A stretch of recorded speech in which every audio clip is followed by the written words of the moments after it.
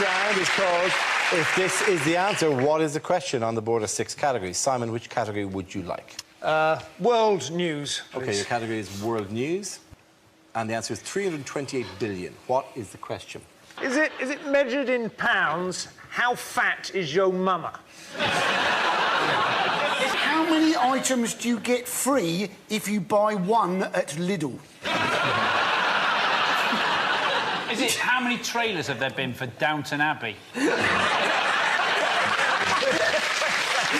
it, according to the Daily Mail, how many travellers are there at Dale Farm?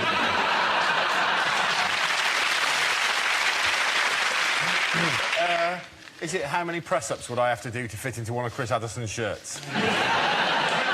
You'd have to do more than that, big fella. Is it how many troops does President Gaddafi claim are still loyal to him? Is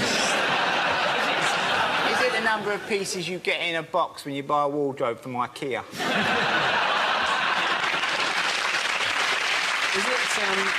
Is it how many points does Silvio Berlusconi have on his brothel nectar card?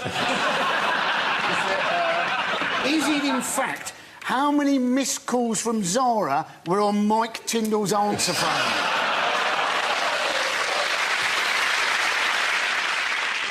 Is it, what is the total debt now in euros that Greece owes the rest of us? That's absolutely right. Thank you very much, Chris Addison. Right. Yes, the question I was looking for is, what is the total debt faced by Greece? This is the news that Greece, whose debt is a staggering 320 billion euros, is teetering on the brink of bankruptcy. Eurozone finance ministers are in disagreement about how to bail out the Greek economy. So what progress is it making? Well, they've given the telly back to Bright House. It's bad news, though, isn't it? They owe 250 grand each. Yeah, apparently, yeah. But, I mean, it is bad news. I mean, imagine how bad doner kebabs are going to taste when they start putting really cheap meat in them. Do you know what it is? Given the products they're most famous for, they're particularly worried about a double-dip recession. You know who I feel really sorry for in all this mess? The guy who's been charged with the job of putting all the plates back together. Because they can't afford to keep breaking them, so he's being asked to glue them back together again. It's all rubber plates now. And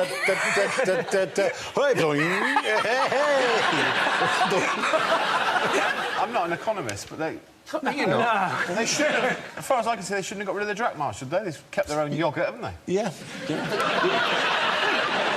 They weren't meant to have that level of debt to join the European Union in the first place, Yeah. were they? There was meant to be a much lower level of debt, but they hid all their deficits from the rest of Europe in a giant wooden horse.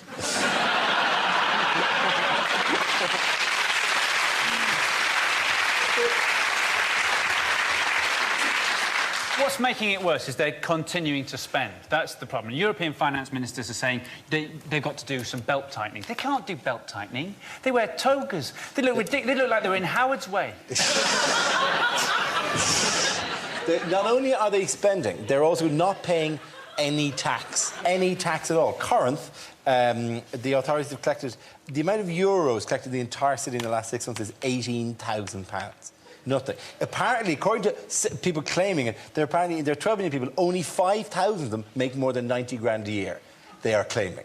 Nobody is admitting anything. The whole country just gone, we're not paying tax. We're just not paying it. And like, that's why the Germans are going, now, we'll give you the money, but are you going to pay the tax? And they're going, yeah, no problem, yeah, give us the money. OK, we've got the money. What's that?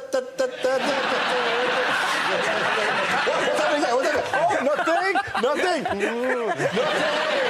Oh, we're just on the way to pay our tax now. My cousin Costas, he's got the envelope. He's going, OK, bye. It's not strictly relevant, but I went out with a Greek girl once. I can't imagine how this wouldn't be relevant to discussion of their economy. Did you not have much money, Greg? Yeah. I'm just throwing it in. Yeah. I was in a lift once in Greece, and this Greek man turned to me and he went, "Are you sometimes gay?" Well, it's giving you a way out there. Because it went really quiet, and he went, "Are you sometimes gay?" You've done a bit of travelling around France, No, never really, no, never. He went, "OK."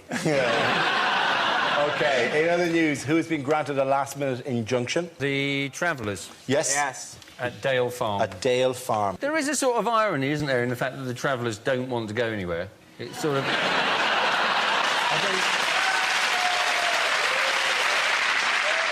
But it's just a term, though. It's just a term, isn't it? Yeah, yeah. You know, It's a because term let's for- face it, bouncers don't actually bounce, do they?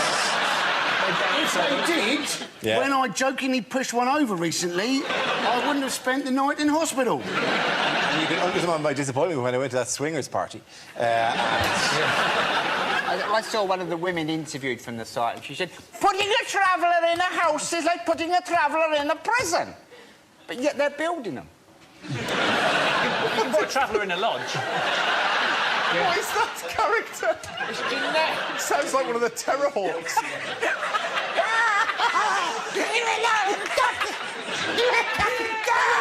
They're always claiming this You've gone through mysterious... so many different countries with that accent as well. Welsh, French... What do you think? To be fair, it did kind of be, I'll get you, Smurfs. When I first heard about the story, I thought, I really hate travellers. And then I realised it's the Irish travellers, it's not those twats who go around the world for a year after university. And I calmed down. I'd love to see the bailiffs going after them. No! You'll never take my dream catcher away from me! It's not a dream catcher, it's string. It's a shockingly disappointing gap year, though, if you end up in Basildon. Basildon, yeah. Depends where you start, I suppose.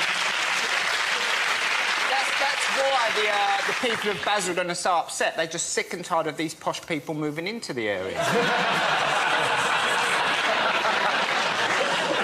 Who else come out and supported them? Everybody, loads of people. When I first turned the news on, there were 2 bishops and an actress turning up to a caravan site. I was hoping for some low-budget 70s porn.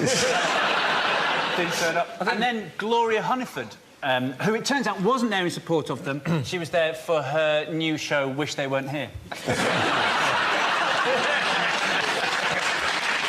The arrival of the bailiffs was one of the biggest anti-climaxes I've ever seen. There was about 30 of them, and they had one 1970s loudhailer between them. And the lead bailiff went, is there anything I can say to persuade you to leave? And there was like a Life of Brian pause. And one... Speak up! Is there anything I can say to persuade you to leave? Then there was another pause, and someone went, fuck off! You just hear the woman, she went, I put a curse on you, I put a curse! She didn't. They're always giving it the curse, don't they? The minute it kicks off, I put a curse on you. Oh, in that case, we'll leave it then. You say where you like. Right now, everybody watching this has got their remote control going, there's something wrong with the sound. No idea. OK, at the end of that round, the points go to Chris, Hugh and Greg.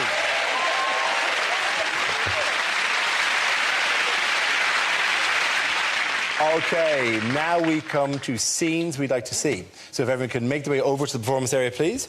I'll read out this week's topics, and then we'll see what our panellists can come up with. OK, here we go. The first subject is unlikely things to hear in a police station. Here, Sarge, the microwave's broken again. Taser that meat pie for me, will you?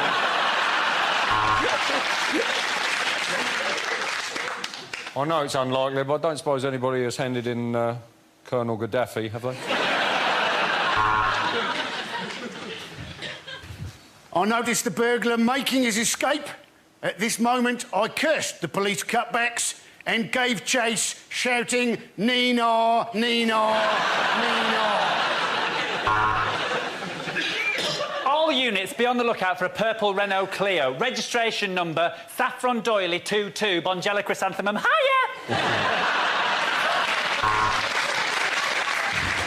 No, we didn't manage to evict many of them, Sarge, but the good news is I got some lucky heather.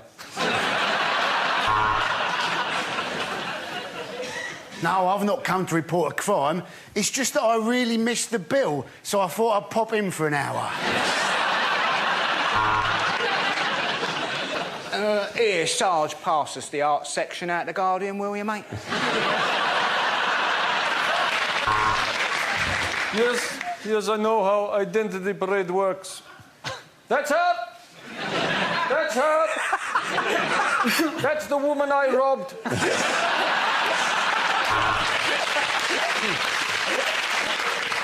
Right, listen up. We've got a new man starting. He's half man, half horse. It's Inspector Morse.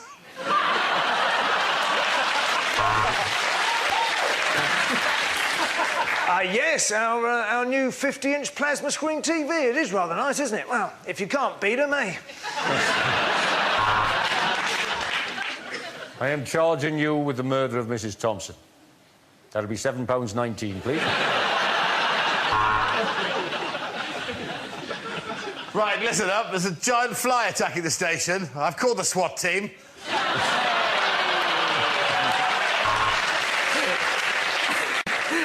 Thank God you've arrived, officer. Some bloke just jumped into the boot of my car and shot himself 14 times. Yeah, we got the tox report back. Turns out they go straight after the ticks. I was about to arrest her, Sarge, but to be honest, my bottle went because she shouted out, "I put a curse upon you! Okay, the next topic is unlikely things to hear in a science documentary. Having cloned Ian Wright, we now know that two Ian Wrights don't make an Ian wrong. Erectile dysfunction. Physical problem? Or has the wife just let herself go a bit? Well, this is incredible. This is a whole new species of miniature tiger. Oh, no, hang on, it's a cat.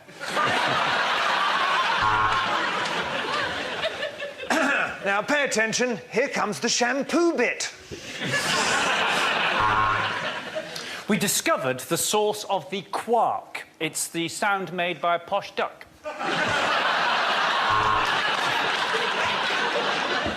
This is a red dwarf. His name is Anthony Worrell Thompson. Welcome to the sky at night. And if we look out, oh, hell, Croydon's on fire. Despite getting a very bad press, biological weapons work at much lower temperatures than non-biological weapons. Without penicillin, well, I'd still be cursing that day I went to Bangkok.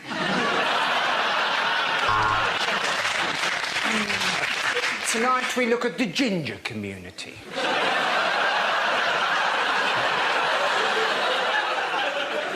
Physical anomaly or God's cruel joke?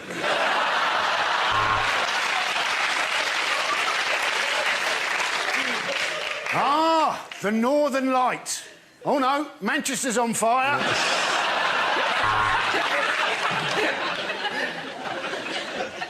But will they find a cure in time? The last hope for mankind lies with scientists here at the Laboratoire Garnier. Tonight on Show Me the Evidence, we look at the traveller community.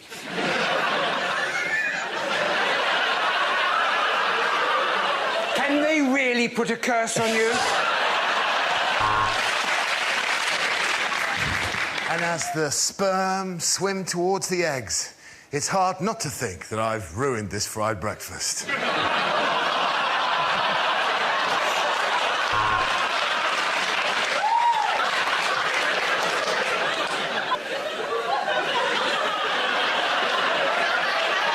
I'm never again going to have a fried breakfast. Okay, at the end of that, the points go to Mickey, Simon and Andy.